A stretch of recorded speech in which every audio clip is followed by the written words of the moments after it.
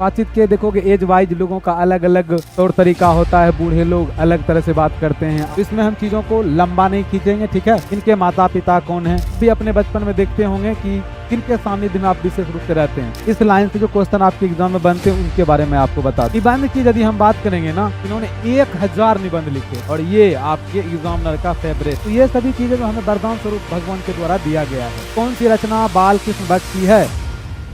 Hello my dear student, तो कैसे हैं आप लोग? आशा करता हूं आप लोग बहुत अच्छे होंगे। आप सभी स्टूडेंट की तैयारी को बेहतर बनाने के लिए आज मैं आप सभी स्टूडेंट के बीच प्रेजेंट हूं। हिंदी का जो पहला पार्ट है आप लोगों का बातचीत। बातचीत चैप्टर में आप सभी स्टूडेंट देखने वाले हैं इस पार्ट से रिलेटेड जो भी आपके एग्जाम में पूछे जाते हैं प्रश्न उत्तर, वो सभी मैं आपको एक एक करके बताने वाला हूँ। अब कहिएगा सर क्या क्या बताने वाले हैं आप इस पार्ट में? इस पार्ट की शुरुआत में मैं आपको बताऊंगा लेखक परिचय के बारे में। फिर पार्ट में जो भी बातचीत के बारे में, चैप्टर का जो नाम है बातचीत या निबंध है, और इस पाठ में आप ये जानने वाले हैं कि हम लोगों का बातचीत करने का तौर तरीका कैसा होना चाहिए। व्यक्ति जो जुड़ते हैं, जैसे आप अभी हमसे जुड़े हुए हैं, ठीक है, तो इस बीच में जो आप जो चीजें समझेंगे जानेंगे बातचीत के ही तो माध्यम से, ठीक है। और बातचीत के बारे में यहाँ पे लेखक बताते हैं कि हमारे जीवन में बातचीत का क्या महत्व है। इस बार जो हमें और भी शक्तियां प्रदान की है उसमें वरदान स्वरूप में हम लोगों को क्या मिला है? बातचीत करने की शक्ति। और यही बातचीत के माध्यम से तो हम लोग देखोगे अपने दुख तकलीफ ये सभी बांटते हैं आपस में बातचीत करके। बातचीत के देखोगे एज वाइज लोगों का अलग अलग तौर तरीका होता है। बूढ़े लोग अलग तरह से बात करते हैं, आप लोग अभी यंग लोग हैं तो आपका बातचीत करने का तरीका कुछ और होगा। तो ये चीजें अलग अलग चीजें जो है आपके चैप्टर में बताया गया है। बड़े ही मजेदार आपका ये चैप्टर होने वाला है आज। तो आप लोग जो है इस वीडियो के शुरू से लास्ट तक बने रहिएगा। पाठ में सबसे पहले मैं आपको बताने वाला हूं लेखक परिचय के बारे में। लेखक इस पाठ के हैं बाल कृष्ण भट्ट जी, इनके बारे में मैं आपको पहले बताऊंगा। फिर पाठ में क्या है उन चीजों को आप देखिएगा। उसके बाद इस पाठ से रिलेटेड जो ऑब्जेक्टिव प्रश्न है वो भी मैं आपको इसी वीडियो में करवा दूंगा, ठीक है। बात करेंगे, ध्यान रखिएगा, इस पाठ में जो भी चीजें है इंपॉर्टेंट उन सब चीज पे ही चर्चा होगा, क्योंकि क्रैश कोर्स के अंतर्गत जो ये वन शॉट सीरीज लाया गया है तो इसमें हम चीजों को लंबा नहीं खींचेंगे, ठीक है। जो आपके एग्जाम में आने वाले हैं हूबहू उन्हीं चीज को हम आज बताने वाले हैं। तो चलिए शुरुआत करते हैं, आज के इस वीडियो सेशन की शुरुआत करते हैं। तो सबसे पहले मैं आपको कुछ चीजें लिख के बता दूंगा, फिर आपको हम पीडीएफ की ओर लेके चलेंगे। और पीडीएफ में बहुत सारी चीजों को चित्र के माध्यम से हम लाए हैं ताकि ये पाठ आपके लिए बड़ा ही रोचकदार हो, ठीक है। तो चलिए शुरुआत करते हैं। पहला जो है हम लिख देते हैं पाठ क्या आपका? पाठ का नाम है बातचीत। आप क्या पढ़ने वाले हैं आज? पाठ का नाम है बातचीत। अभी आप लोग देखे ही थे थंबनेल में। यह पाठ क्या है? पाठ आपका है निबंध। पाठ आपका ये क्या है? निबंध है, ठीक है। ये आपके एग्जाम से पहला क्वेश्चन आपके एग्जाम में बन जाएगा कि बातचीत पाठ जो है, बातचीत पाठ क्या है? तो आपको याद रखना निबंध है। इस पाठ के लेखक कौन है? इस पाठ के लेखक के बारे में अभी हम बता ही रहे थे आपको। इस पाठ के लेखक जो हैं वह कौन है? बाल कृष्ण भट्ट जी, ठीक है। लेखक कौन है इस पाठ के? आपको याद रखना है, लेखक हैं इस पाठ के बाल कृष्ण भट्ट। जो कुछ लेखक परिचय से जो कुछ प्रश्न आपके एग्जाम में बनते हैं वो चीजें मैं आपको यहाँ भी बताऊंगा, ठीक है। अब बाकी आगे देखिएगा। कुछ लिया जाता है कि बाल कृष्ण भट्ट जी का जन्म कब हुआ था, तो आपको याद रखना है का जन्म हुआ था 23 जून 1800 ईस्वी, 44 ईस्वी, ये भी आपको याद रखना है। फिर पूछ लिया जाता है का निधन कब हुआ था, ये भी आपको बताना है। निधन हुआ था 20 जुलाई 1914 ईस्वी। लेखक के बारे में यही तो लेखक परिचय हुआ ना, जहाँ से आपके एग्जाम में क्वेश्चन बन जाते हैं। फिर पूछ लिया जाए आपसे इनका निवास स्थान कहाँ है, ठीक है। बाल कृष्ण भट्ट जी का क्या निवास स्थान पूछा गया आपके एग्जाम में, तो आपको याद रखना है इलाहाबाद उत्तर प्रदेश जो है का निवास स्थान। इलाहाबाद उत्तर प्रदेश, आपको पता है कि वर्तमान समय में इलाहाबाद जो है से बुलाया गया है प्रयागराज। क्या कर दिया गया? प्रयागराज, ठीक है।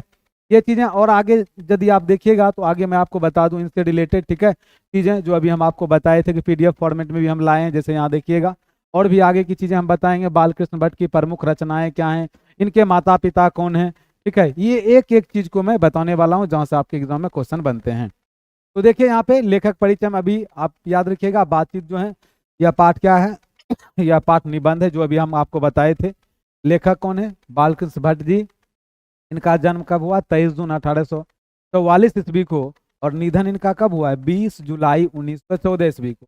निवास स्थान अभी हम आपको बताए थे इलाहाबाद उत्तर प्रदेश। अब आगे हम देखते हैं इनके माता पिता जी कौन है। तो माता पार्वती देवी और पिता इनके कौन है? बेनी प्रसाद भट्ट, जो कि पेशे से व्यापारी थे। आपके एग्जाम में क्वेश्चन ये पूछे जाते हैं कि लेखक बालकृष्ण भट्ट के पिताजी पेशे से क्या थे, तो आपको याद रखना कि पेशे से इनके पिताजी व्यापारी थे। ठीक है, आगे आप देखिएगा तो माता कौन है? माता जी कौन है इनके? पार्वती देवी, एक सुसंस्कृत महिला जिन्होंने बालकृष्ण भट्ट के मन में अध्ययन की रुचि एवं लालसा जगाई। मतलब देखा जाए, आप भी अपने बचपन में देखते होंगे कि किनके सानिध्य में आप विशेष रूप से रहते हैं। ठीक है, जैसे बालकृष्ण भट्ट जी जो है, हो सकते हैं कि अपने माता जी के सानिध्य में अधिक रहे होंगे, तो इनका जो है अध्ययन के प्रति जो रुचि और लालसा जो जगाने का कार्य किया गया, वो इनके माता जी के ही द्वारा। पिता इनके हैं बेनी प्रसाद भट्ट, एक व्यापारी थे। ये आपको याद रखना, आपके एग्जाम में कई बार पूछे गए हैं कि बालकृष्ण भट्ट के पिताजी क्या थे? पेशे से व्यापारी थे। और शिक्षा देखा जाए तो प्रारंभ में इनका जो शिक्षा हुआ था, संस्कृत का ये अध्ययन किए थे। किस भाषा का? प्रारंभिक शिक्षा इनका हुआ था संस्कृत भाषा का ये अध्ययन किए थे।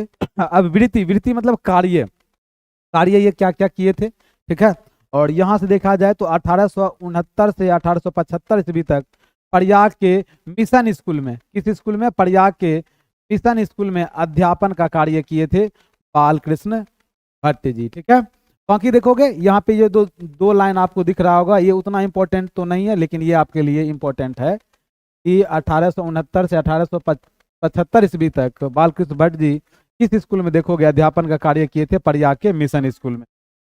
अब आगे आपको बताते हैं रचनात्मक सक्रियता में, यहाँ से क्वेश्चन, इस लाइन से जो क्वेश्चन आपके एग्जाम में बनते हैं उनके बारे में आपको बता दूं। रचनात्मक सक्रियता में देखिएगा, हिंदी वर्धनी सभा प्रयाग की ओर से इन्होंने एक मासिक पत्रिका निकाला था जिसका नाम है हिंदी प्रदीप। कब निकाले थे? 1877 में। और जिस चीज को ये 33 वर्ष तक चलाते रहे थे। यहाँ से जो क्वेश्चन बनता है ऑब्जेक्टिव में, सबसे पहले यहाँ ध्यान रखिएगा कि हिंदी प्रदीप नामक जो है मासिक पत्र निकालने का कार्य ये किए थे। कब? 1877 ईस्वी में। और इस चीज को ये कितने दिनों तक चलाए थे? 33 वर्षों तक। मासिक पत्रिका में बोला जाता है, ध्यान रखिएगा, वैसे समाचार पत्र को जो महीने में एक बार निकाला जाता है। तो ये हिंदी प्रदीप नामक मासिक पत्रिका किनके द्वारा निकाला गया? याद रखिएगा, बालकृष्ण भट्ट जी के द्वारा। कब? 1877 में। कितने वर्ष तक चलाए?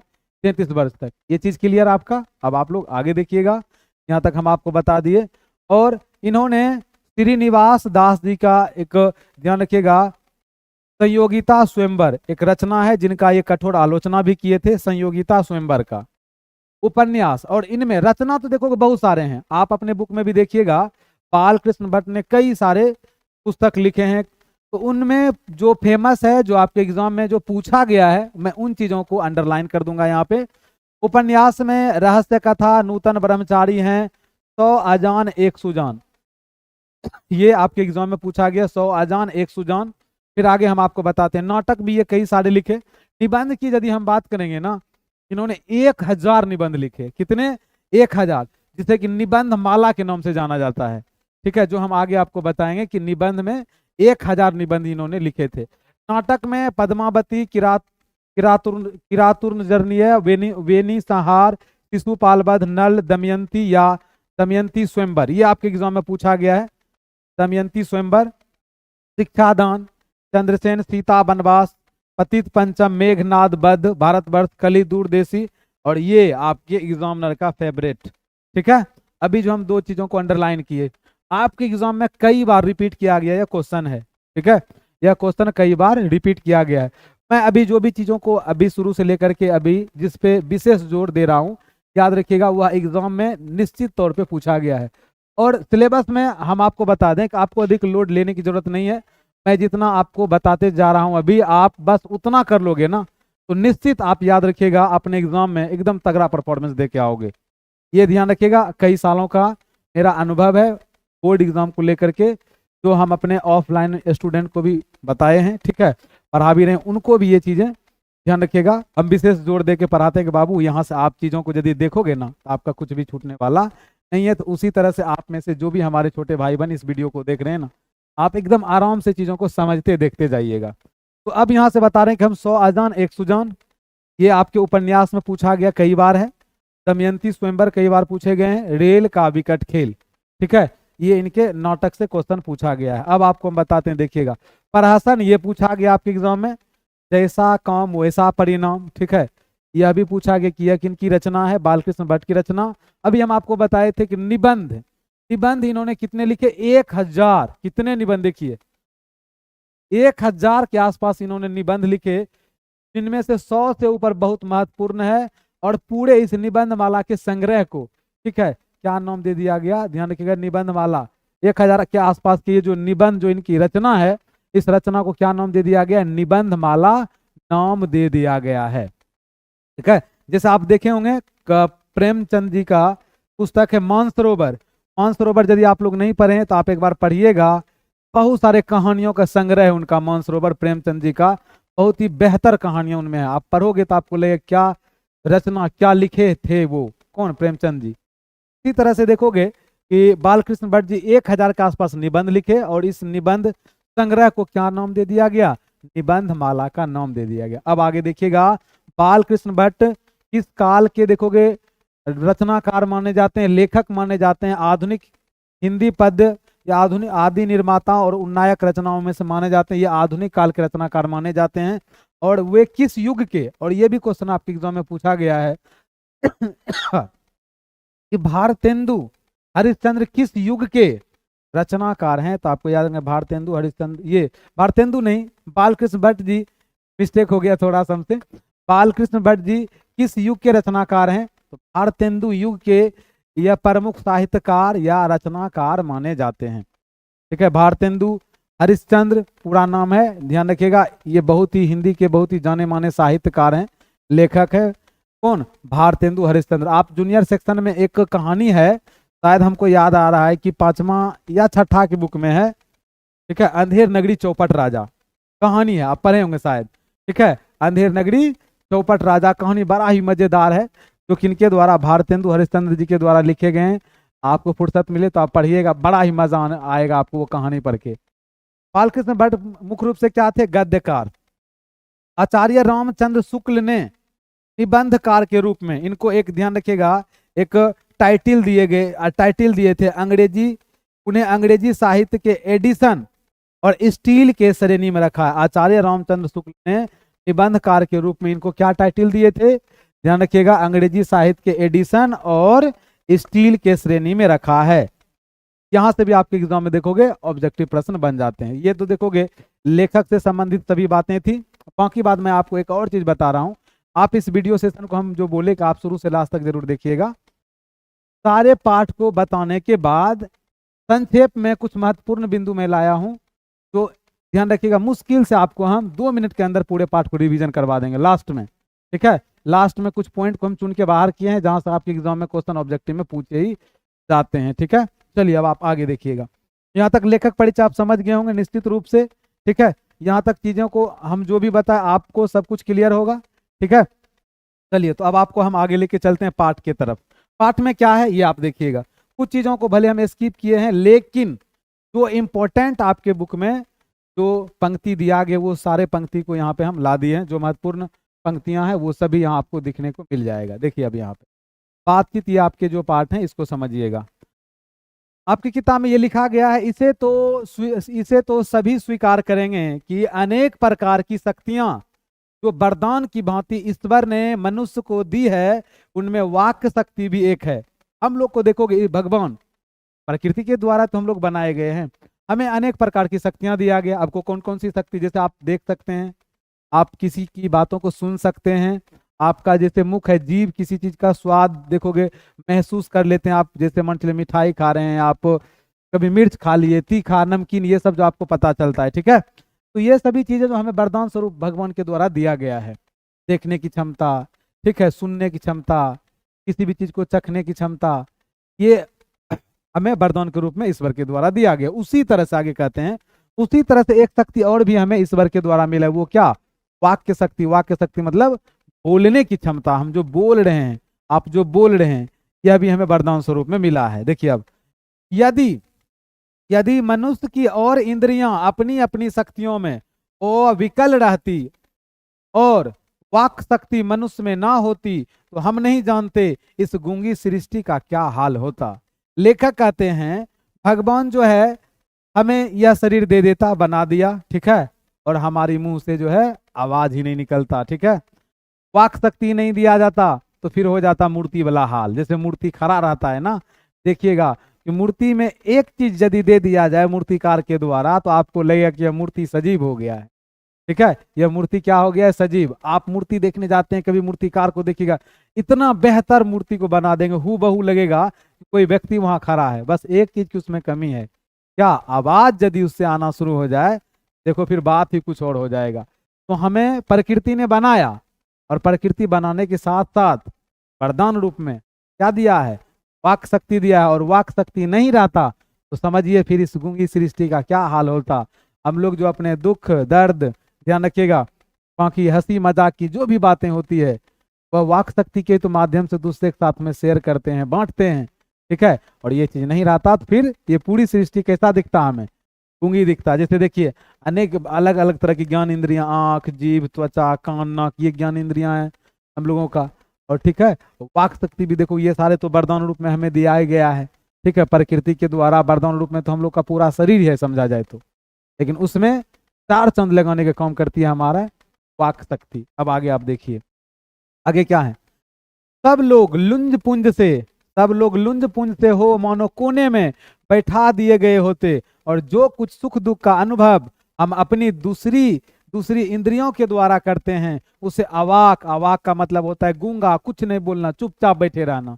अवाक रहने के कारण आपस में एक दूसरे से कुछ ना कह सुन सकते, और ऐसा हो जाता कि हम लोग जो आपस में जो चीज व्यक्त कर पाते हैं, जो दुख तकलीफ, सुख की बातें, दुख की बातें, वह बिना वाक शक्ति का नहीं रहता। गूंगे होके लोग ऐसा लगता कि कहीं न कहीं कोना में बैठा हुआ है, ठीक है, कुछ बोल ही नहीं पा रहे हैं।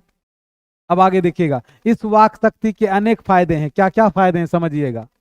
स्पीच, वक्तृता और बातचीत दोनों हैं, किंतु स्पीच से बातचीत का ढंग ही निराला है।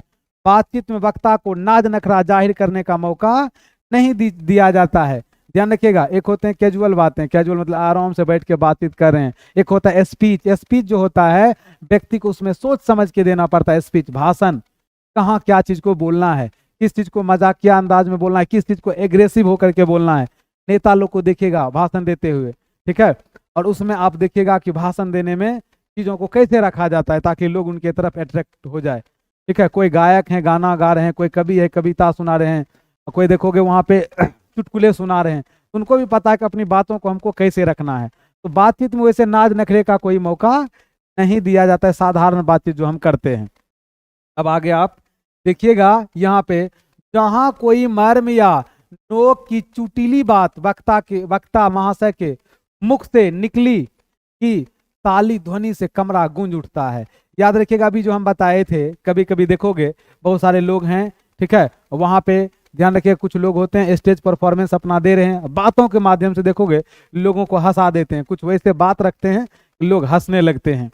अब आगे देखिएगा, यहाँ पे स्पीच का उद्देश्य जो है सुनने वाले के मन में जोश और उत्साह पैदा करना होता है। स्पीच जो भाषण दिया जाता है उसका क्या पर्पस होता है, जो सुनने वाले वक्ता मतलब हम लोग जो सुनने के लिए वहां जो बैठे हैं, ठीक है, स्पीच भाषण सुनने वाले के मन में क्या जोश और उमंग पैदा कर दे।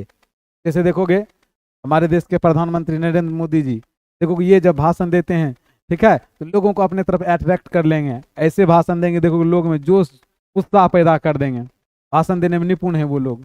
तो उसी तरह से अधिकतर आप देखिएगा नेता में ये क्वालिटी होना चाहिए, ठीक है। और खास करके आप देखिएगा नेटवर्क मार्केटिंग वाला तो आगे लगा देंगे, ठीक है, नेटवर्क मार्केटिंग वाला का स्पीच कभी सुन लीजिएगा, उनके सामना में तो गरीब को गरीब रहना ही नहीं है, ठीक है। वो तो उनके जैसा देखोगे कि स्पीच जो है हो ही नहीं सकता है किसी का, क्योंकि उन चीज़ों को कभी न कभी हम भी देखोगे उन मतलब जाल में तो नहीं फंसे, लेकिन एक दो सेमिनार जब हम आयोजित किए थे उस समय जूनियर सेक्शन में थे, तो उस दौरान मतलब जूनियर सेक्शन कहने का मतलब 12th क्लास में जब हम भी थे तो एक दो सेमिनार अटेंड किए थे, ठीक है। तो उन लोगों का जो हम देखे कि बातचीत करने का जो तरीका है और खास करके स्पीच देने का, आग लगा के रख देंगे एकदम, उस तरह से देखोगे स्पीच वो देंगे। तो स्पीच का जो उद्देश्य क्या होता है, जो सुनने वाला व्यक्ति है ना उनके मन में जोश और क्या पैदा कर देना, जोश और उत्साह पैदा कर देना। अब आगे देखिएगा, जैसे देखिए यहाँ पे ये तो देखोगे नेताजी हैं, ठीक है। वैसे इमेज से आपको थोड़ा थोड़ा पता चल रहा होगा, अमेरिका के राष्ट्रपति बराक ओबामा साहब हैं, ठीक है। बाकी देखोगे जब ये भाषण दे तो लोगों के मन में जोश उत्साह पैदा कर दे, ठीक है, कि आदमी नए एनर्जी ऊर्जा से भर जाए। अब आगे आप देखिएगा इसमें, यहाँ तो देखोगे ये अपने परिवार में पारिवारिक बातें हो रही थी, यहाँ तो कैजुअल बातें हो रही, यहाँ कोई जोश उत्साह वाली बातें नहीं हो रही है, आराम से घर घरेलू वाली बातें हो रही। आगे आप देखिएगा यहाँ पे, जहां आदमी को अपनी जिंदगी मजेदार बनाने के लिए खाने पीने चलने फिरने आदि की जरूरत है, वहां बातचीत की भी तो उसको अत्यंत आवश्यकता होती है। जैसे देखिएगा हमारे जीवन में खाने पीने चलने फिरने ये सब चीजें की देखिएगा जरूरत होती है, उसी तरह से बातचीत का भी देखोगे अलग ही ध्यान रखिएगा, उनका भी अलग मजा है और यह भी अत्यंत आवश्यक है। आपको क्यों यह अत्यंत इसलिए आवश्यक है, याद रखिएगा, नहीं आवश्यक होगा तो आपके मन में जो बात है वो कैसे कर पाओगे। जैसे ये दोनों देखो, ये दोनों फ्रेंड हैं, ठीक है, ये दोनों दोस्त हैं, इन दोनों के मन में कुछ बातें होगा तो एक दूसरे के बात जो शेयर करेंगे कैसे करेंगे। जैसे मान चलो ये दोनों चुप रहे, बुला लिए एक दूसरे से, एक दूसरे को बुलाए बैठे, ये दोनों मान चलो बैठे हुए हैं, बस ऐसे ही हाथ पे हाथ पकड़े हुए रहते, एक दूसरे से कुछ बोलते ही नहीं, तो ये लड़की भी समझती कौन पागल से पल्ला पड़ गया है, ठीक है, तो ये भाग जाती उठ फुट के गुस्सा से। तो आप समझ रहे हैं ना हम क्या, तो ये कहने का मतलब हम आपको ये कह रहे हैं कि देखोगे जैसे हमारे जीवन में खाने पीने की चलने फिरने की जरूरत है, उसी तरह से ध्यान रखिएगा बातचीत भी देखोगे अत्यंत आवश्यक है। बातचीत नहीं करेंगे तो फिर ध्यान रखिएगा आपके मन में क्या चल रहा है कैसे पता चलेगा। बातचीत अत्यंत आवश्यक है। देखिए और आगे समझिएगा, जो कुछ मवाद या धुआं जमा रहता है वह बातचीत के जरिए भाप बनकर बाहर निकल पड़ता है। मवाद या धुआं का मतलब क्या, याद रखिएगा, इसको आप ऐसे भी समझ सकते हैं मन का भड़ास। आपके मन में कुछ है किसी को बोलना, ठीक है, तो वो कैसे आप बोलोगे, जब तक नहीं बोल पाओगे नहीं तो वो वाले हाल हो जाएंगे आपका। क्या मैं तुमको क्या बताना चाहता हूँ कि मैं तुमसे क्या छुपाना चाहता हूँ, मैं तुमको नहीं, ये वो इस तरह से लाइन है, मैं तुमको ये बताना चाहता हूँ कि मैं तुमसे क्या छुपाना चाहता हूँ, कभी मुझसे भी कोई झूठ बोलो मैं तुम्हारे हाँ में हाँ मिलाना चाहता हूँ, ठीक है, तो वो वाली बातें हो जाएगी। तो अब यहाँ पर देखोगे कि आपके मन में यदि कोई बात है, कभी आदमी किसी से गुस्सा रहता है, मवाद या धुआं कहने के सेंस में आपके मन में एकदम भरा से आएंगे उसके साथ में तो ये कर देंगे वो कर देंगे, तो आप अपनी गुस्सा भी जब जाहिर करते हो ना, याद रखिएगा किसी दूसरे के ऊपर, तो जो मन में रहता है ना उसके सामने रख दे, तो उसके बाद आपको लगता है कि चलो भाई अब हमें थोड़ा शांति मिला, ठीक है, इस बात को बोल करके। तो जो कुछ मवाद या धुआं जमा रहता है वह बातचीत के जरिए भाप बनकर बाहर निकल पड़ता है और हमारा चित्त, चित्त मतलब हमारा मन, ठीक है, वह हल्का हो जाता है और परम आनंद में मग्न हो जाता है, स्वच्छ और परम आनंद में मग्न हो जाता है कि अब जो बोलना था बोल ही दिए, ठीक है, अब मेरा मन परम आनंद में मग्न हो गया है। अब आगे देखिएगा, बातचीत का एक खास तरह का मजा होता है, जिनको बातचीत करने की लत पड़ जाती है वो इसके पीछे खाना पीना भी छोड़ बैठता है। कुछ बातूनी लोग से आपका पल्ला पड़ा होगा, ठीक है, मेरा तो वैसे कई सारे लोगों से ऐसा पल्ला पड़ा हुआ है, ठीक है, तो उस दौरान उस तरह के लोग से जब पल्ला पड़ जाता है ना तो आराम से बैठे रहते सुनते हैं, क्योंकि पता है कि इनके बात में यदि टोक देंगे तो ये लंबा खींचेगा और भी, मतलब लघु त्रिय मुँह जवाब नहीं देगा किसी भी चीजों का, दीर्घ त्रिय में आप समझ रहे हैं ना, लघु त्रिय छोटा टर्म में आंसर देने वाले में से नहीं है, एकदम लंबा खींचेगा वो व्यक्ति।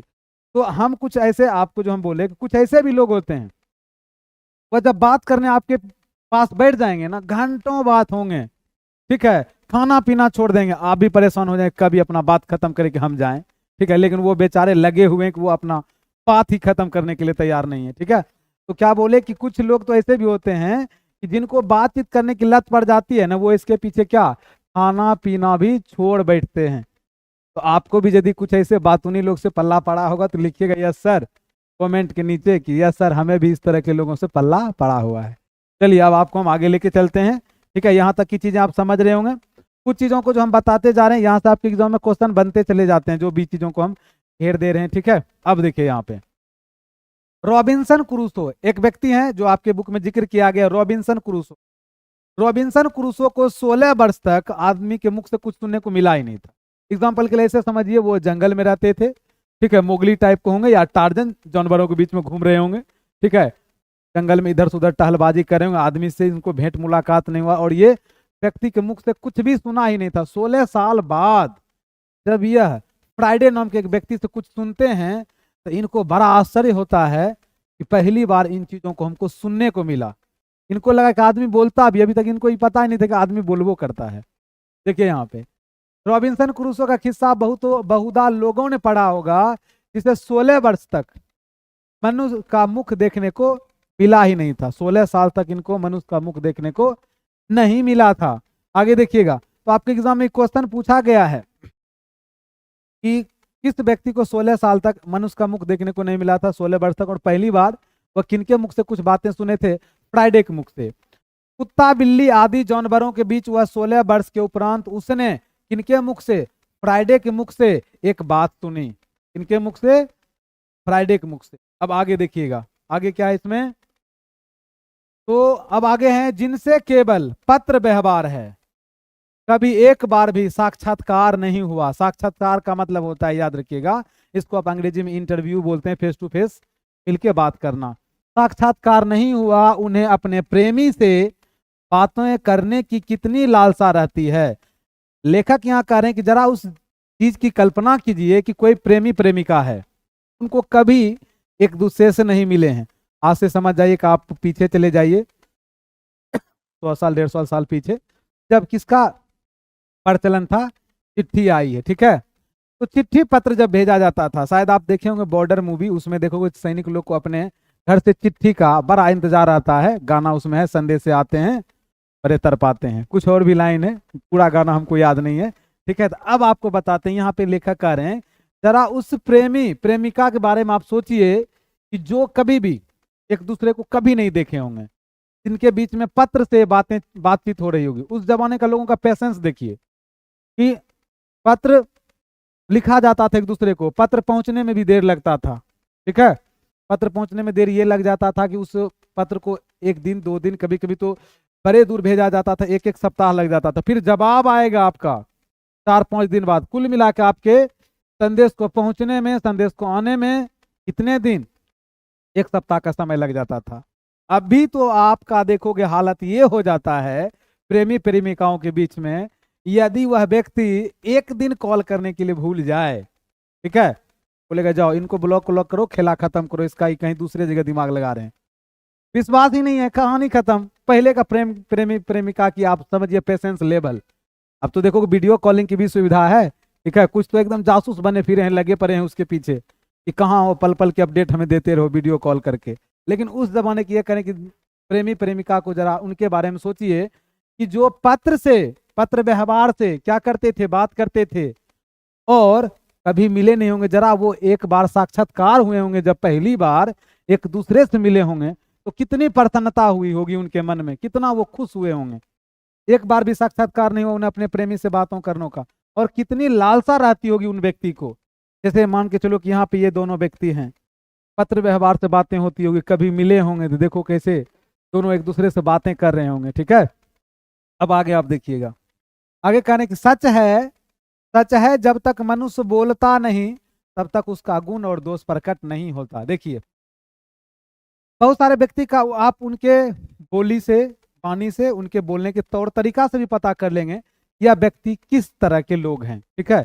वाणी भी बहुत सारे लोगों की व्यवहार को दर्शा देते हैं, ठीक है। तो यहाँ पे लिखा गया कि जब तक कोई व्यक्ति बोलता नहीं है तो उसका गुण और दोष भी प्रकट नहीं हो पाता है। तो व्यक्ति का ऊपर की सिर्फ चेहरा की सुंदरता या वस्त्र सुंदर पहने हुए हैं, ठीक है, लेकिन की वाणी में मधुरता नहीं है, तो याद रखिएगा आप उनसे नाराज हो जाओगे। लोगों का रिलेशन भी, संबंध भी जो खराब होता है, याद रखिएगा शुरुआती फेज में ध्यान रखिएगा, संबंध खराब होने का कारण होता है आपके बात करने का तौर तरीका का। आप अगला आदमी से बात किस तरह से कर रहे हैं, अपनी बातों को किस तरह से रख रहे हैं, इन चीजों का भी इफेक्ट पड़ता है। अब आगे आप देखिएगा बेन जॉनसन का क्या कहना है। बेन जॉनसन का कहना है कि बोलने से मनुष्य के रूप का साक्षात्कार होता है। हमारा जो ये रूप है ना, इनका पहचान किनसे हो जाता है? हमारे बोलने के तरीका से भी। यह किनका कहना है? बेन जॉनसन का। और आपके एग्जाम में यहाँ से ऑब्जेक्टिव प्रश्न बनते हैं, किनका यह कहना था कि बोलने से ही मनुष्य के रूप का साक्षात्कार होता है? तो आपका जवाब होना चाहिए बेन जॉनसन। आगे आप देखिएगा एडिसन का क्या मत है इस बातचीत के संबंध में? एडिसन का कहना है कि असल बातचीत सिर्फ दो व्यक्तियों में हो सकती है। असल बातचीत कहने का मतलब जो दिल की बात होती है वह दो व्यक्ति के बीच में ही हो सकता है। आपके अंदर जो है मन में कुछ छुपा हुआ, या असल बातचीत इनके द्वारा जो कहा गया कि असल बातचीत सिर्फ दो व्यक्ति के बीच में हो सकता है, जिसका तात्पर्य जब दो आदमी होते हैं तभी अपना दिल एक दूसरे के सामने खोलते हैं। जब दो आदमी होते हैं, दिल खोलने के सेंस में, दिल खोल नहीं दिए, दिल खोलने की चीज नहीं है। आप बायोलॉजी के स्टूडेंट हैं, साइंस के स्टूडेंट हैं, आपको पता है कि दिल खोलने की चीज नहीं है। ना दिल उल टूटता है, ठीक है, गाना में जो भी हो, ठीक है, कि दिल तोड़ के हंसती हो मेरा, वफाएं मेरी याद करोगे, दिल उल नहीं टूटता है, ठीक है। आपका उम्मीद भले टूट जाता है कि आप किसी से उम्मीद लगाए थे, वो पूरा नहीं हो पाया, तो आप दिल की बातें, दिल टूट गया, दिल टूट जाएगा तो जीवित नहीं रहोगे, ठीक है। दिल एकदम अपने जगह पे सही है, समझे। आपका उम्मीद टूटा हो इसीलिए आप ये गाना गाते फिरते हो। खैर छोड़ो, वो फिल्मी कहानी है, आप समझिए यहाँ पे बातों को। तो क्या हुआ कि जब दो व्यक्ति होते हैं ना सामने, तभी वो अपना दिल एक दूसरे के सामने खोलते हैं, ठीक है। तो आप अब आगे बताते हैं, देखिए यहाँ पे जब तीन हुए, दो आदमी के बीच में तो अपनी मन की बात, दिल की बात होगा, लेकिन जब तीन व्यक्ति होगा, याद रखिएगा, तब यह दो की बातें कोसों दूर गई। जब तीन व्यक्ति हो जाएंगे तब उस बात वो नहीं रखेंगे जो उनके दिल और मन में। आपको क्यों, अरे डाउट भी तो होने लगता है, हम अपनी मन की दिल की बात इसके सामने में ही कहेंगे, क्योंकि यही तो हमारे दिल की बात को समझ सकते हैं। और दूसरा आदमी जान लेगा फिर तो मेरा मजाक उड़ेगा। तो तीन आदमी जब हो जाएंगे तो फिर यह बातें कोसों दूर हो जाती है। कहा भी गया है कि 6 कानों में पड़ी बातें खुल जाती है। और दूसरा यह कि किसी तीसरे आदमी के आ जाते ही या तो वो दोनों अपनी बातचीत से निरस्त हो बैठेंगे, या उसे क्या समझा जाएगा, या उसे निपट मूर्ख या अज्ञानी समझ बनाने लगेंगे। कहने के सेंस में जब दो आदमी के बीच में कोई तीसरा आदमी आ जाएगा तो फिर ये अपने मन और दिल की बातें नहीं करेंगे, या फिर उस व्यक्ति को आने के बाद उनको अज्ञानी समझ करके बहलाने फुसलाने लगेंगे, टॉपिक ही चेंज कर देंगे, कुछ और बातें होने लगेगी, ठीक है। चलिए अब आपको हम आगे बताते हैं, देखिएगा यहाँ पे जो बातचीत तीन में की गई है वह मानो अंगूठी में नग सी जड़ जाती है। अंगूठी में नग सी जड़ जाने, अंगूठी पर देखिएगा पत्थर उत्थर का कुछ ना कुछ चिपका दिया जाता है, ठीक है, जिसको हम बोलते हैं नग। अंगूठी में नग सी जड़ जाती है। 4 से अधिक बातचीत तो केवल राम रमोबल कहलाएगी। 4 से अधिक के बीच में जो बात होगा, राम रमोबल का मतलब होता है सिर्फ और सिर्फ मन बहलाने वाली बातें, का कोई हाथ पैर नहीं, मतलब मजाकिया अंदाज में बातें चल रहा है। जैसे हम लोग 4-5 दोस्त बैठ जाते हैं, कोई उनका खिंचाई करने में लगा हो, कोई उनकी बुराई करने में लगा हुआ है, बातें चल रहा है, ठीक है, एकदम वो राम रमोबल वाली बातें हो जाती, सिर्फ आनंद के पर्पज से, मजा लेने के पर्पज से। इस बातचीत के अनेक भेद भी हैं। अब आप आगे देखिएगा अनेक भेद में कौन कौन से। अब यहाँ से आप थोड़ा समझिएगा, ये जो आपको चित्र हम दिए हैं कि दो बूढ़े व्यक्ति का जो हम चित्र लगाए, यहाँ भी हम आपको बताएंगे। लोगों का अपना अपना एज वाइज देखोगे बात भी करते हैं। जैसे कि बूढ़े लोग का देखोगे, जवान लोग के शिकवा शिकायत पे बात होगा, पुराने जमाने की बात करेंगे। वर्तमान समय में जो भी देखिएगा, जो वर्तमान पीढ़ी के लोग हैं, उनके पहनावा ओढ़ावा बोल चाल, ये सभी चीजों पर इन लोगों का चलते रहता है ताना। ये देखो कैसे रह रहे हैं, ठीक है, हमारे जमाने में लड़का लोग ऐसे चलता था, लड़की लोग ऐसे चलती थी, अभी तो तुम लोग का ना चलने का ढंग है, ना बोलने का ढंग है। अलग अलग तरह का शिकवा शिकायत इनका होगा। और शिकवा शिकायत किनका करेंगे, नौजवान आदमी का, जो अभी के टाइम में उनका शिकवा शिकायत लेकर के बैठे रहेंगे। फिर आपको हम दिखाएंगे कि जब दो सहेलियां, जब दो लड़की आपस में क्या बात करती है, तो लड़के लोग आपस में क्या बात करते हैं, ठीक है, बूढ़ी महिला आपस में क्या बात करती है। एज वाइज देखोगे बात करने का भी लोगों का तरीका अपना अपना होता है। दो बुढ़ों की बातचीत, आपके किताब में यही लिखा है, ठीक है। तो बुढ़ों की बातचीत पराया जमाने की शिकायत पर हुआ करती है। वे बाबा आदम के समय की ऐसी दास्तान शुरू करते हैं जिसमें 4 सच तो 10 झूठ भी होते हैं। ऐसे नहीं कि ये करें कि, ऐसे नहीं कि सभी बुजुर्ग लोग जो हैं वह सही सही बोलेंगे, कुछ तो इतने प्राचीन बातें करेंगे जिसमें 4 सच होगा, 10 झूठ भी होंगे। आगे आप देखिएगा, एक बार उनकी बातचीत का घोड़ा यदि छूट जाता है तो पहाड़ों बीत जाने पर भी उनका अंत नहीं होगा। एक बार देखोगे, यदि इनका बातचीत का घोड़ा छूट जाए, कहने का मतलब इनका बातचीत शुरू हो जाए, तो पहाड़ों बीत जाने पर भी इनका बात खत्म नहीं होता। प्रायः ये करें, किस जमाने की बात करेंगे, अंग्रेजी राज का, परदेश का, पुराने समय की रीति नीति का, अनुमोदन का, इस समय के सब भांति लायक नौजवानों की निंदा। और इनके बातों का जब मुख्य प्रकरण होगा तो मेन ध्यान रखिएगा, इनके बातों के जो केंद्र बिंदु में होंगे वह कौन होंगे? नौजवान लोग को ये विशेष टारगेट करेंगे। ठीक है, नौजवानों की निंदा उनकी बातचीत का मुख्य प्रकरण होगा। इनकी बातचीत का, बूढ़े लोगों की बातचीत का। तो नौजवानों की निंदा करने में कौन लगे हुए हैं? हमारे बुजुर्ग। ठीक है, अब ऐसा नहीं कि निंदा करने में खाली बुराई करते हैं, बुजुर्ग लोग हमें मतलब अच्छे बुरे की समझ भी विकसित करते हैं। आप बुजुर्ग लोग के पास बैठोगे तो इसका मतलब ये नहीं है कि बुजुर्ग लोग आपको देखोगे गलत सलाह ही देंगे, ये आपको बेहतर सलाह भी देंगे, अपने जीवन का अनुभव भी आपको देंगे। ठीक है, तो ऐसा नहीं कि सिर्फ निंदा करते हैं। आगे आप देखिएगा, अब जैसे ये दोनों सहेली है, ठीक है, दोनों फ्रेंड है, ये दोनों आपस में देखो क्या बात कर रहे होंगे। तो यहाँ पर लिखा है दो हम सहेली। हम सहेली का मतलब होता है समान एज के। ठीक है, समान एज कहने का मतलब थोड़ा बहुत और फिर हो सकता है। ठीक है, दो हम सहेली समान उम्र के जो हैं, बातचीत का तो कुछ जायका ही निराला निराला है। इनके बातचीत का तो कुछ जायका ही निराला होते हैं। और कहते हैं रस का समुद्र, रस का समुद्र, यहाँ पे रस का समुद्र मानो उमड़ा चला रहा है। इनके बात में ऐसा लगता है कि रस का समुद्र उमड़ रहा है। आपके एग्जाम में क्वेश्चन पूछा गया है कि किनके बातों में रस का समुद्र उमड़ा चला आ रहा है? तो दो हम सहेलियों के बीच में।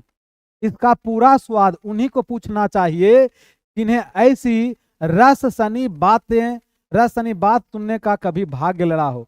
यह करें कि इनका स्वाद तो उन्हीं से पूछो जो इनके रस सनी बातें सुनने का मौका कभी मिला हो। ठीक है, आप लोग को भी यदि मौका मिला हुआ होगा, आप लोग भी बताइए सर हमें तो ऐसे रस सनी बातें सुनने का मौका मिला है। ठीक है, अब आपको हम आगे बताते हैं। देखिए यहाँ पे अब जैसे ये दो बुजुर्ग महिलाएं, ये दोनों बूढ़ी महिला है, ये कौन सी बात करेंगे?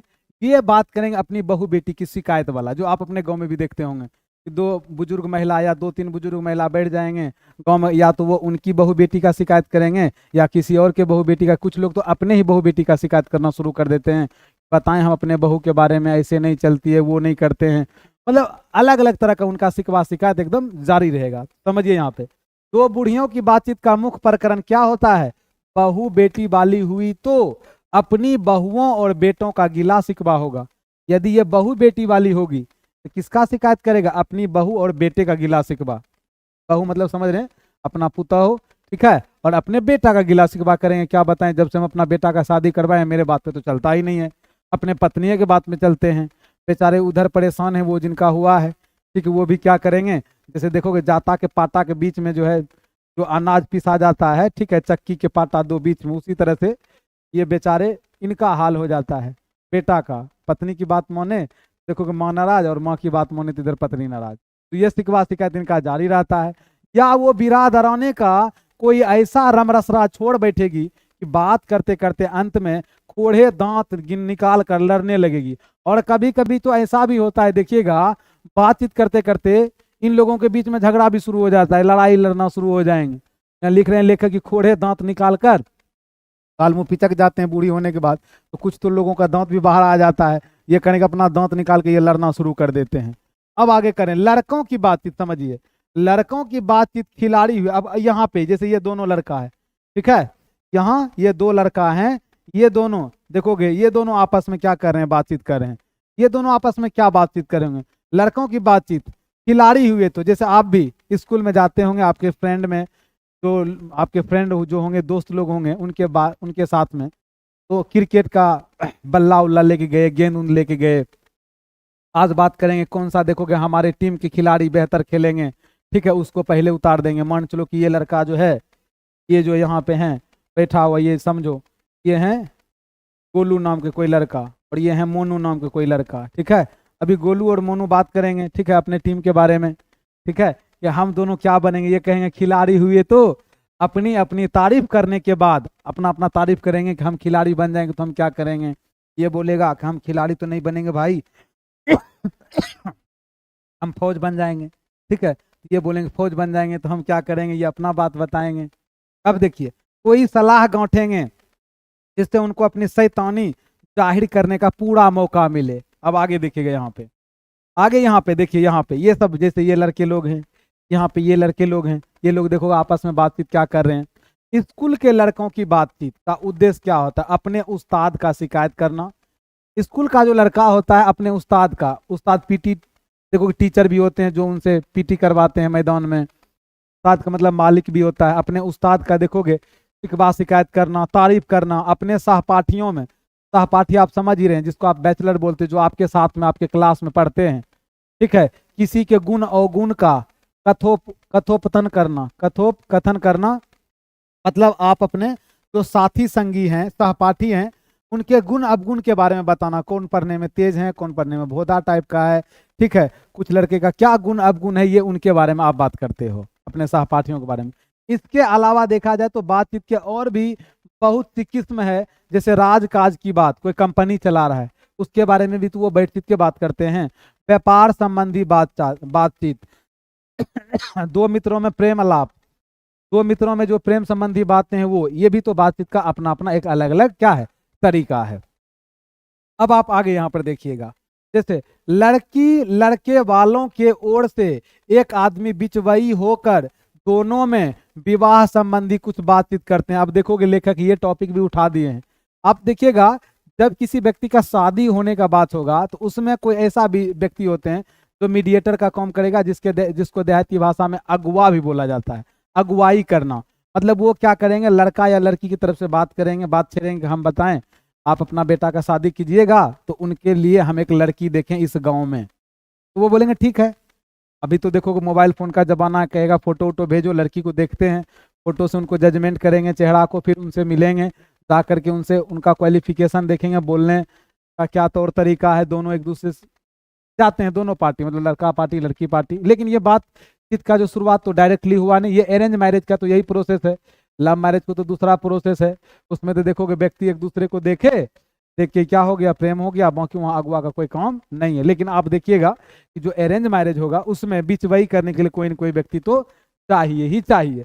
तो फिर देखोगे बिचवाई होकर दोनों में विवाह संबंधी कुछ बातचीत करते हैं, और उस दिन से जब बातचीत हो जाता है क्लियर, तो उस दिन से बिरादरी वालों को जाहिर कर दिया जाता है कि अमुक की लड़की का, अमुक मतलब जैसे मान लो कोई आदमी है, उसका नाम मान के चलो यहाँ पे हम रख दिए अजय, अजय की लड़की का अमुक, ठीक है, अजय। और यहाँ हम मान लो चलो कि किसी व्यक्ति का नाम रख दिए गणेश, ठीक है। तो गणेश के लड़के के साथ क्या हो गया है, विवाह पक्का हो गया है।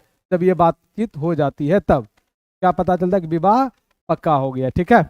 अब आप देखिएगा यहाँ से अब देखोगे, और यह रस्म बड़े उत्सव के साथ की जाती है। और यह जो रस्म है, यह रस्म बड़े उत्सव के साथ होते हैं। जब बात पक्की हो जाती है तो फिर आपको पता ही है कि क्या क्या होगा। फिर देखोगे बात जब पक्की हो जाती है तो फिर अंगूठी पहनाए जाएंगे, फिर उनके बाद देखोगे मेहंदी का होगा, फिर वो मेहंदी होंगे के बाद क्या बोलते हैं, मेहंदी के बाद देखोगे फिर हल्दी होंगे, फिर शादी का प्रोसेस चलता है। तो इस तरह से फिर ये उत्सव को बड़े ही बेहतर ढंग से मनाए जाते हैं। अब आगे देखिएगा यहाँ पे चंडू खाने की बातचीत भी निराली होती है। चंडू खाने का मतलब आप कहिएगा सर चंडू खाने का मतलब क्या होता है, हफीम खाने वाला जगह, मतलब नशा जो है, नशा केंद्र, मतलब जहां जाकर के देखोगे नशाबाजी किया जा रहा है। एग्जांपल के लिए अभी देखो उस जगह तो बियर बार बोला जाता है, जहां देखोगे अब चंडू खाने, हफीम तो नहीं, अब हफीम की जगह आप देखिएगा शराब मिलता है।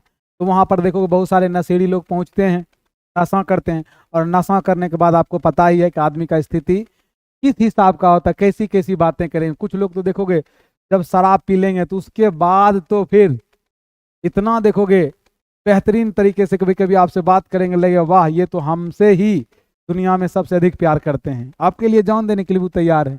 और कुछ लोग तो देखोगे पी करके, आपको पता ही है, खास करके आप देखिएगा बारातियों सब में एकदम रंग जमा देगा। नागिन डांस तो बिना पिए हुए इनसे होंगे नहीं, कोई अमरीश पुरी बन जाएंगे, कोई श्रीदेवी हुए बने, एकदम जमीन में लौट गए पूरा एकदम देखोगे। तो चंडू खाने की जो बात हम कर रहे हैं कि जहाँ हफीम खाया जाता है, और हफीम क्या है, सूखा नशा है, ठीक है। और उस जगह की तो बातचीत और भी क्या होती है, निराली होती है, कि वहाँ तो आपको अलग अलग प्रकार के लोग से पल्ला पड़ेंगे। अब आगे देखिएगा, यूरोप के लोगों में, आपकी किताब में यूरोप ही लिखे हैं, ठीक है, जबकि आपको पता है कि यूरोप होना चाहिए, लेकिन आपके बुक में यूरोप लिखे हैं। यूरोप के लोगों में बात करने का हुनर है, आर्ट ऑफ कन्वर्सेशन, इसको हम बोलते हैं बातचीत करने की, ध्यान रखिएगा, कला। बातचीत करने की कला को हम अंग्रेजी में क्या बोल रहे हैं, आर्ट ऑफ कन्वर्सेशन। बातचीत करने की कला कहाँ के लोगों में सबसे अधिक प्रचलित है, यूरोप के लोगों में। और ये लोग इतने बेहतर तरीके से आपसे बात करेंगे, आपको अपने तरफ अट्रैक्ट कर लेंगे। ऐसे चतुराई के साथ ये अपना प्रसंग छोड़ जाते हैं जिन्हें सुनकर कान को अत्यंत सुख मिलता है। कौन को सुख मिलने के सेंस में, मतलब इनकी वाणी में ऐसी मधुरता होती है, या अपने बातों को वो इस तरह से आपके सामने रखेंगे जिनको सुन करके आप मंत्र मुग्ध हो जाइएगा, उनके तरफ अट्रैक्ट हो जाइएगा। अब आप आगे देखिएगा, बड़ी बड़ी कंपनी और कारखाने आदि बड़े से बड़े काम इसी तरह पहले 2-4 दिली दोस्तों के बातचीत से शुरू किया गया होगा। ये करें कि अभी आप दुनिया में जो बड़ा बड़ा कंपनी देख रहे हैं, यह कंपनी की शुरुआत भी यदि हुआ होगा तो सबसे पहले लोग देखोगे तो 2-4 दिली दोस्त होंगे। दिली मतलब जो आपस में जिनका बेहतर संबंध होगा, इसका भी तो शुरुआत देखोगे यहीं से हुआ होगा, बातचीत से ही तो हुआ होगा। उपरांत बढ़ते बढ़ते यहाँ तक बढ़े कि हजारों मनुष्य को उनसे जीविका चलने लगी और साल में लाखों की आमदनी भी होने लगी, और साल में लाखों की क्या होने लगी, आमदनी भी होने लगी। अब आप लोग आगे देखिएगा, आगे यहाँ पर हैं 25 वर्ष के जो ऊपर वाले की बातचीत अवश्य ही कुछ न कुछ सारगर्भित होती है। सारगर्भित मतलब देखो मीनिंगफुल बातें, जिसका कुछ अर्थ हो। सारगर्भित मतलब अर्थ सहित बातें। और आप 25 साल से ऊपर के जो लोग बात करेंगे वो मैच्योर हो जाते हैं, ठीक है, तो वो उनके बातों में ध्यान रखिएगा, वजन होगा। वजन कहने के सेंस में वो जो बात बोलेंगे बड़े सोच समझदारी के साथ बोलेंगे। और उनसे जो कम उम्र के जो लोग होते हैं, ध्यान रखिएगा, वो अनुभव और दूरंदेशी से खाली होते हैं। उनके बातों में उतना अनुभव नहीं दिखता है। इसका मतलब ये भी नहीं हुआ कि वो एकदम बिल्कुल बेकार ही बात करती हैं, वो भी बात नहीं, लेकिन उनके बात में जो अनुभव होना चाहिए, ठीक है, वो अनुभव दिखता नहीं है जो 25 साल से कम उम्र वाले हैं। आपको क्यों, उसका कारण आप ऐसे भी समझ सकते हैं, अभी मान के चलिए उनको जीवन का उतना अनुभव भी नहीं है, वो कैसे सारगर्भित बातें, अर्थपूर्ण बातें, ठीक है, अधिक नहीं कर पाएंगे। अब आगे आप देखिएगा 25 से नीचे की बातचीत में यद्यपि अनुभव, दूरदर्शिता और गौरव नहीं पाया जाता, और इसमें एक प्रकार का ऐसा दिल बहलाव और ताजगी रहती है जिसकी मिठास उससे 10 गुना चढ़ी बढ़ी रहती है। हाँ, लेकिन इनके बातों में ये करें, 25 वर्ष से जो कम उम्र के लोग होंगे, इनके बातों में दिल बहलाव बहुत अधिक होते हैं। दिल को बहलाने के लिए अच्छी बात है इनका, एकदम अच्छा लगेगा आपको। दूसरी बात, इनके बातों में ताजगी होती है, मिठास होती है, ठीक है, ये इनकी बातों का विशेषता है। आगे देखिएगा इसमें, इसलिए सबसे उत्तम प्रकार जो है, सबसे उत्तम प्रकार बातचीत करने का हम यही समझते हैं कि हम वह शक्ति अपने में पैदा कर सकें कि अपने आप बात कर लिया करें। लेखक ये भी कहते हैं कि दूसरे से बात जो हम करते हैं वो तो ठीक है, लेकिन हमारे अंदर वैसी भी शक्ति विकसित होना चाहिए कि कभी कभी हम अपने से भी बात कर सकें, हम अपना भी हाल चाल जान सकें, अपना भी ख्याल कर सकें, ठीक है। याद रखिएगा, आप यदि अपने आप को बेहतर बनाते हैं, ठीक है, अपने आप के बारे में सोचते हैं, तो याद रखिएगा आप अपने जीवन में भी आगे अच्छे तरह से बढ़ सकते हैं। जो आदमी, ध्यान रखिएगा, अपने बारे में भी नहीं सोचेगा, अपने गुण अवगुण की बातें नहीं करेगा, कुछ लोग खुद को एक्सेप्ट नहीं करते हैं। कोई लोग बड़ाई कर दिए बड़ा अच्छा लगेगा, बुराई कर दिए बड़ा बुरा लगेगा। आप खुद में देखो कि सच में आप वैसे हो या ना हो। और अपने से बातचीत करने के सेंस में अपना भी तो ख्याल रखना है ना हमें, कि हम क्या हैं, अपना भी तो हाल चाल जान लें। लेखक वही कहते हैं कि सबसे उत्तम प्रकार बातचीत का हम यह भी समझते हैं कि हम वह शक्ति अपने में पैदा कर सकें कि अपने आप भी बात कर लिया करें, खुद से भी बात कर लिया करें। अब आगे देखिएगा, अब आपका टॉपिक लास्ट ही होने वाला है, ठीक है। देखिए, वर्षों के अभ्यास के उपरांत यदि हम थोड़ी भी अपनी मनोवृत्ति मतलब हम लोगों का जो मानसिक स्थिति बना हुआ रहता है, मनोवृत्ति को स्थिर कर अवाक हो अपने मन के साथ बातचीत कर सकें, तो मानो अहो भाग्य हमारा। लेखक कहते हैं यदि कुछ पल के लिए भी हम स्थिर होकर के, अवाक मतलब ध्यान रखिएगा, शांतिपूर्ण ढंग से अपने आप से बात कर सकें, अपनी मनोवृत्ति को स्थिर कर सकें, याद रखिएगा हमारे लिए अहो भाग्य, यानी हमारे लिए बड़े ही सौभाग्य की बात होगी ये चीज। क्यों? क्योंकि हम लोग परेशान रहते हैं अपने जीवन में बहुत अधिक, और कभी कभी स्थिर होकर के खुद के बारे में सोचना चाहिए, खुद का हाल चाल जानना चाहिए। और मन, आपको पता है कि मन क्या है, एक बेचैन चिड़िया है, क्योंकि व्यक्ति को थका देता है, व्यक्ति को परेशान कर देता है, ठीक है। अब आगे आप देखिएगा, हमारी जिह्वा जो है, जिह्वा माने जीभ, कतरनी के समान सदा स्वच्छंद चला करती है। लेखक कहते हैं कि हमारी जिह्वा, कतरनी माने होते हैं कैंची, ठीक है, यह कतरनी के समान सदा स्वच्छंद चला करती है। और आगे कहते हैं उसे यदि हमने काबू कर लिया, तो ये करें कि इसे यदि हम अपने जीभ कहने के सेंस में याद रखिएगा, जीभ पे काबू करने के सेंस में हमारी वाणी में, हमारे बोलने का जो तौर तरीका है, इसमें यदि सुधार आ जाए, इस पे यदि हम कंट्रोल कर लें, तो क्रोधाधिक, बड़े बड़े अजय शत्रु, क्रोधाधिक मतलब जो गुस्से में जो हमारे दुश्मन बने हुए हैं, ये भी हम क्या कर सकते हैं, अपने कंट्रोल में कर सकते हैं। शत्रुओं को हम बिना प्रयास ही जीत करके अपने बस में कर डाला। ठीक है, यदि ये चीजें हमारे अंदर ये विकसित हो जाए कि हम अपने जीभ, जीभ यानी कि जो कतरनी के समान जो हम लोग का जो जीभ चलता है, हम लोग जो बोलते हैं लोगों के बीच में, जो बातें को रखते हैं, ठीक है, यदि वो बोलने का तरीका सही हो जाए तो हम अपने जो दुश्मन है ना, उनको भी बस में कर सकते। ठीक है, ये देखोगे हैं, ये आपका इस निबंध का लास्ट पंक्ति है, ये जो अभी हम आपको बताया। अब यहाँ से मैं आपको बता दूं कि अब आप जितने भी अभी हम कुछ चीजें इधर जो आपको हम पढ़ाए, उनका एक महत्वपूर्ण बिंदु जो यहाँ आपको दिख रहा होगा, या एक शॉर्ट रिवीजन है आपका, क्योंकि जल्दी जल्दी हम कर लेंगे, आप पीछे पड़े हुए हैं। ठीक है, अब बाकी मैं आपको बता दूं कि इस क्लास का जो भी मटेरियल है वो आपको ज्ञान बिंदु जीएस एकेडमी एप्लीकेशन पे मिल जाएगा। क्लास तो आपका यूट्यूब पे ही चलेगा, ठीक है, लेकिन आपको मटेरियल जो मिलेगा क्लास का, जो भी फाइनल पीडीएफ हो या A4 साइज नोट्स हो, वो आपको वहाँ मिल जाएगा। चलिए अब देखिए आप यहाँ पे, बातचीत शीर्षक निबंध के अनुसार जो कुछ मवाद या धुआं जमा रहता है वह भाप बनकर निकल पड़ता है। कैसे? तो आपको याद रखना है, बातचीत के जरिए। मनुष्य की बातचीत का उत्तम तरीका क्या है? अवाक होकर अपने से बातचीत करना, खुद से बात करना। बातचीत शीर्षक निबंध के अनुसार रस का समुद्र किनकी बातचीत में उमड़ा चला आता है? तो हम सहेलियों की बातचीत में।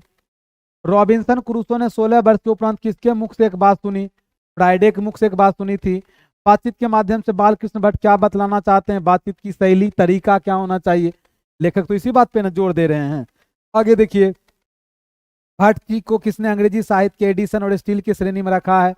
वो है कौन? रामचंद्र शुक्ल जी। नाटक के प्रारंभ में होने वाले जो मंगल पाठ होते हैं, इसको हम लोग बोलते हैं नांदी पाठ, जो कुछ गाना गाया जाता है नाटक के शुरुआत में। रॉबिन्सन क्रूसो को कब तक मनुष्य का मुख देखने को नहीं मिला था? 16 वर्ष तक। बोलने से मनुष्य के रूप का साक्षात्कार होता है, यह किसने कहा था? पेन जॉनसन ने। ये सारा हम आपको टॉपिक में पढ़ा दिए हैं, बस रिवीजन के लिए लास्ट में इसको ला दिए हैं। ठीक है, असल बातचीत सिर्फ दो व्यक्ति में ही हो सकती है, किसका मत है? यह कहना था एडिसन साहब का। आगे आप देखिएगा, एडिसन के अनुसार असल बातचीत कितने लोगों के बीच हो सकती है? 2 लोगों के बीच। बातचीत से मन किस प्रकार हो जाता है? हल्का और स्वच्छ हो जाता है। किसके ना होने से सृष्टि गूंगी प्रतीत होती है? वाक शक्ति के बिना। आर्ट ऑफ कन्वर्सेशन कहाँ के लोगों में सर्वाधिक प्रचलित है? यूरोप के लोगों में। ठीक, अब इस पार्ट से रिलेटेड आप देखिएगा ऑब्जेक्टिव प्रश्न, किसका जवाब आपको देना है। और हमें इतना पता है कि आप सभी स्टूडेंट जो भी इस वीडियो के शुरू से अंतिम तक बने होंगे, अब आपका एक भी प्रश्न देखिएगा आपसे नहीं छूटेगा, सब आप जवाब दे दोगे। पहला क्वेश्चन है, बातचीत शीर्षक निबंध के निबंधकार कौन है? बातचीत शीर्षक निबंध के निबंधकार कौन है? बालकृष्ण भट्ट। बाकी चीजों के बारे में तो आप आगे देखिए ही गाही।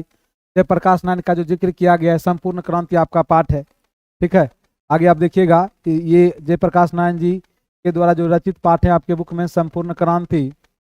ठीक है, और मोहन राकेश का है कौन? सिपाही की माँ। ठीक है, सिपाही की माँ, सिपाही की माँ, ये चैप्टर मोहन राकेश के द्वारा रचित पाठ है। फिर आगे आप देखिएगा, नामवर सिंह, परगीत और समाज। हिंदी में ये सभी आपके गंध खंड में ही है, परगीत और समाज, जो कि हम आगे आपको पढ़ाएंगे। परगीत और समाज ये ऑप्शन में था, इसलिए हम सोचे कि बता देते हैं आपको। चलिए अब आप आगे देखिएगा, बालकृष्ण भट्ट की रचना बातचीत क्या है? बालकृष्ण भट्ट की रचना बातचीत क्या है? अभी आप देखे ही थे, यह क्या है? ललित निबंध, यानी कि यह निबंध है। अब अगला प्रश्न आपका है कि बालकृष्ण भट्ट का जन्म कब हुआ था? लेखक परिचय से देखिए क्वेश्चन आ गया, जो कि हम आपको बताए थे कि लेखक परिचय से आपके क्वेश्चन पूछे जाते हैं। तो आप लोग का जवाब होना चाहिए 23 जून 1844 ईस्वी। कब? 23 जून 1844 ईस्वी। क्वेश्चन है कि अब आगे का, बालकृष्ण भट्ट का निधन कब हुआ था? ये भी क्वेश्चन देखिए आपका आ गया 20 जुलाई 1914 ईस्वी को। 20 जुलाई 1914 ईस्वी। बालकृष्ण भट्ट का निवास स्थान कौन सा है? निवास स्थान के बारे में हम आपको बताए थे, इनका निवास स्थान कहाँ? इलाहाबाद, उत्तर प्रदेश। आप इस पूरे सेशन को देखने के बाद ऑब्जेक्टिव में कितने प्रश्न को सही किए हैं, यह भी आप याद रखिएगा, नीचे कमेंट में जरूर लिखिएगा। सर, ये जो आप ऑब्जेक्टिव करवाने 30 या 31 क्वेश्चन है ऑब्जेक्टिव में टोटल, उसमें आप बताइएगा आपने कितना सही किया। ये आप ईमानदारी पूर्वक लिखिएगा, झूठ बिल्कुल भी नहीं बोलना है। लेकिन मैं आपको बता दूं, यदि आप वीडियो को शुरू से लास्ट तक देख चुके होंगे तो आप एक भी प्रश्न नहीं छोड़ेंगे, सब बना लेंगे। बालकृष्ण भट्ट के पिता का क्या नाम था? बेनी प्रसाद भट्ट। क्या इनके पिताजी का नाम है? बेनी प्रसाद भट्ट। बाल कृष्ण भट्ट की माता माता का नाम क्या नाम था? तो इनकी माताजी कौन है? पार्वती देवी। पार्वती देवी इनकी माताजी हैं। बालकृष्ण भट्ट के पिता पेशे से क्या थे? लेखक परिचय में जिक्र किए थे हम कि बालकृष्ण भट्ट के पिताजी पेशे से क्या थे? व्यापारी। आगे क्वेश्चन है कि बालकृष्ण भट्ट किस युग के निबंधकार माने जाते हैं? आप शुरू में ही देखे थे, ये भारतेंदु युग के निबंधकार माने जाते हैं। बालकृष्ण भट्ट किस काल के रचनाकार हैं? यह भी हम आपको शुरू में बताए थे कि बालकृष्ण भट्ट जी जो है यह आधुनिक काल के रचनाकार हैं। किस काल के? आधुनिक काल के रचनाकार हैं। बालकृष्ण भट्ट ने किस पत्रिका का संपादन किया? हिंदी प्रदीप। हिंदी प्रदीप का संपादन किए थे कब? 1877 ईस्वी में। ये भी हम आपको बताए थे। कब? 1877 ईस्वी में। जिस पत्रिका को इन्होंने कितने वर्ष तक चलाए थे? 33 वर्षों तक। ये भी हम आपको बताए थे, 33 वर्षों तक इस पत्रिका को ये चलाए थे। चलिए अब आगे देखिएगा। बालकृष्ण भट्ट हिंदी प्रदीप नामक मासिक पत्रिका निकालना कब प्रारंभ किया था? जिस प्रश्न के बारे में अभी हम जिक्र किए वो आपका आ भी गया यहाँ पे, 1877 ईस्वी। आगे का प्रश्न आपका है कि कौन सी रचना बालकृष्ण भट्ट की है? रेल का विकट खेल। देखिए आपके एग्जाम में पूछ लिया ये प्रश्न, नाटक में हम आपको बताए थे, एग्जामिनर का फेवरेट क्वेश्चन है ये। रचना में देखिएगा, लेखक परिचय में बहुत सारे हैं, आप उतना रट नहीं पाओगे, याद रखिएगा हम आपको बता रहे हैं। लेखक परिचय में आप देखिएगा तो एक लेखक के कई सारे रचना और जो कि आगे आपको बहुत सारे चैप्टर में मिलेंगे, तो आपको ज़्यादा लोड लेने की जरूरत नहीं है, उसके लिए हम तैयार हैं। आपके एग्जाम में क्या पूछा जाएगा पता है हमें, वो चीज़ें हम आपके लिए ला देंगे, बस उतना सा आपको देखना है, ठीक है। इस क्रैश कोर्स को भी आप कर लेते हो ना तो याद रखिएगा आपका रिजल्ट बहुत ही तगड़ा होने वाला। अब आप आगे देखिएगा। जैसा कौम वैसा परिणाम किस लेखक के द्वारा रचित प्रहसन है?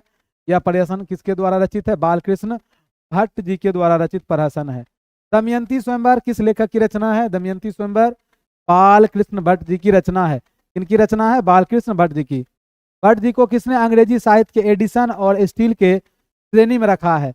भट्ट जी को अंग्रेजी साहित्य के एडिशन और स्टील के श्रेणी में कौन रखे हैं? आचार्य रामचंद्र शुक्ल। यहाँ पे आचार्य नहीं है, सिर्फ रामचंद्र शुक्ल है। बालकृष्ण भट्ट ने कुल कितने निबंध लिखे थे? 1000 निबंध, जिसको हम आपको बताए थे। जिस निबंध की संग्रह को निबंध माला नाम दिया गया, राइट आंसर आपके हो जाएंगे 1000। बातचीत शीर्षक निबंध के अनुसार रस का समुद्र किनकी बातचीत में उमड़ चला आता है? रस का समुद्र किनके बातों में उमड़ चला आता है? आपको चैप्टर में भी हम बताए थे, दो हमजोली सहेलियों की बातचीत में रस का समुद्र उमड़ता है। 100 अजान एक सुजान नामक उपन्यास के उपन्यासकार कौन है? ये भी हम अंडरलाइन किए थे। 100 अजान एक सुजान के रचनाकार कौन है? बालकृष्ण भट्ट जी हैं। नौजवानों की निंदा किनकी बातचीत का मुख्य प्रकरण है? हम बताए थे, नौजवान लोगों का निंदा कौन करते हैं बैठ के? जो बूढ़े बुजुर्ग हैं, ठीक है, बूढ़े लोग। दो बूढ़े लोग का देखोगे ये काम है, दो बूढ़े लोग। लेखक बालकृष्ण भट्ट के मन में अध्ययन की रुचि और लालसा किसने जगाई? लालसा किसने जगाई थी? कि माता जी, ठीक है, यहाँ पर लिखोगे माता। आचार्य रामचंद्र शुक्ल ने निबंधकार के रूप में बालकृष्ण भट्ट को किस श्रेणी में रखा है? अंग्रेजी साहित्य के एडिशन और अंग्रेजी साहित्य के स्टील। आंसर दोनों हो जाएंगे, ए और बी दोनों। वाक शक्ति के बिना सृष्टि कैसी होती है? वाक शक्ति के बिना सृष्टि हो जाएगी गूंगी। कैसी सृष्टि हो जाएगी? गूंगी हो जाएगी। वाक शक्ति क्या है? वाक शक्ति ईश्वर के द्वारा मिला वरदान है, ठीक है। वाक शक्ति क्या है? ईश्वर के द्वारा मिला वरदान। राइट आंसर आपके हो जाएंगे ईश्वर का वरदान, इसका आंसर हो जाएंगे। स्पीच का उद्देश्य क्या होता है? स्पीच का उद्देश्य क्या होता है? स्पीच का उद्देश्य होता है सुनने वाले व्यक्ति के मन में जोश और उत्साह पैदा कर देना। राइट आंसर हो जाएगा आपका मन में जोश और उत्साह पैदा करना। 16 वर्ष तक मनुष्य का मुख देखने को किसे नहीं मिला? 16 साल तक मनुष्य के मुख कौन नहीं देखे थे? रॉबिन्सन क्रूसो भाई, ये नहीं देखे थे। 16 साल तक आदमी का मुख से एक भी बात भी नहीं सुना था। मनुष्य का गुण और दोष कैसे पता चलता है? मनुष्य का गुण और दोष पता चलता है उनके बातचीत के तरीके से। तो राइट आंसर आपके हो जाएंगे बोलने से। अब आगे का प्रश्न है कि बोलने से मनुष्य के रूप का साक्षात्कार होता है, यह किसने कहा था? कि बोलने से ही मनुष्य के रूप का साक्षात्कार होता है, यह कहना था बेन जॉनसन का। बेन जॉनसन किधर हैं? ये हैं आपके बेन जॉनसन। आगे आप देखिए, असल बातचीत कितने लोगों के बीच में होते हैं? यह बात कहे थे एडिसन। उनका कहना था कि असल बातचीत, दिल की बात, मन की बात, वो होते हैं दो लोगों के बीच में। कितने लोगों के बीच में? दो लोगों के बीच में। रस का समुद्र किनके बातों में उमड़ता है? ये क्वेश्चन आप अभी देखे ही थे। दो सहेलियों के बीच में बात करने का हुनर किन लोगों में है? बात करने का आर्ट ऑफ कन्वर्सेशन की कला कहाँ के लोगों में मशहूर है? यूरोप के लोगों में। कहाँ के लोगों में? यूरोप के लोगों में। कतरनी के समान सदा स्वच्छंद क्या चला करती है? कैंची के समान सदा स्वच्छंद क्या चला करती है? तो कैंची के समान चलता है क्या? कैंची के समान चलता है हम लोगों का, याद रखिएगा, जिभा। जिभा माने जीभ हम लोगों का चलता है कैसे? कतरनी के समान। फिर से हम रिपीट कर देते हैं, याद रखिएगा कि हम लोगों का जो जिभा है वह किस तरह से चलता है? कतरनी के समान सदा स्वच्छंद चला करती है हम लोगों का जिभा। ठीक है, चलिए, तो अब यहाँ तक आप देख लिए होंगे, अब आपको हम आगे बताएंगे। तो आप समझ गए होंगे कतरनी के समान। फिर से हम रिपीट करते हैं कि कतरनी के समान सदा स्वच्छंद क्या चला करती है? कतरनी के समान सदा स्वच्छंद चला करती है जिभा। याद रखिएगा, क्या चला करती है हमारी? जिभा कतरनी के समान चला करती है। अब आगे आपको हम बताते हैं। नाटक के प्रारंभ में होने वाले मंगल पाठ को क्या कहा जाता है? इसको बोला जाता है नांदी पाठ। क्या बोला जाता है? नांदी पाठ। अब आ जाइए आप प्रश्न उत्तर में। ठीक है, प्रश्न इसमें ध्यान रखिएगा, हम आपको बताने वाले ये जो शुरू में है, ये आपके 2 अंक में ये प्रश्न पूछे जाते हैं। फिर हम आपको बताएंगे 5 अंक में आपके क्या प्रश्न पूछे जाते हैं। जो इंपॉर्टेंट है शुरू के 1 से 5 तक वो इंपॉर्टेंट है आपके लिए। 2 अंक वाले हम 7 प्रश्न मेंशन किए हैं। फिर आपके एग्जाम में जो व्याख्या करने वाले प्रश्न हैं वो 3 प्रश्न लिए हैं, जिसमें आपके 2 इंपॉर्टेंट हैं। सबसे पहला क्वेश्चन आपका यहाँ पे है, अगर हम में वाक शक्ति नहीं होती तो क्या होता? अगर हम में वाक शक्ति नहीं होती तो क्या होता? तो आप पीछे पड़े ही हैं। यदि हमें वाक शक्ति नहीं होती तो फिर यह पूरी सृष्टि क्या हो जाएगी? गूंगी प्रतीत होगी, और हमारे मन में जो बातें हैं वह दूसरे के सामने फिर हम नहीं रख पाते। जो सुख दुख का अनुभव करते हैं, ठीक है, वो नहीं हो पाता।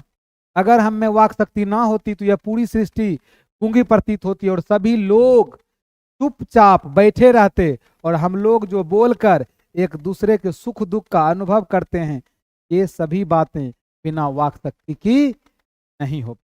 ठीक है, ये सभी बातें बिना वाक शक्ति की नहीं हो पाती। दूसरा क्वेश्चन है, जब तक मनुष्य बोलता नहीं तब तक उसके व्यक्तित्व का कौन सा पक्ष प्रकट नहीं होता है?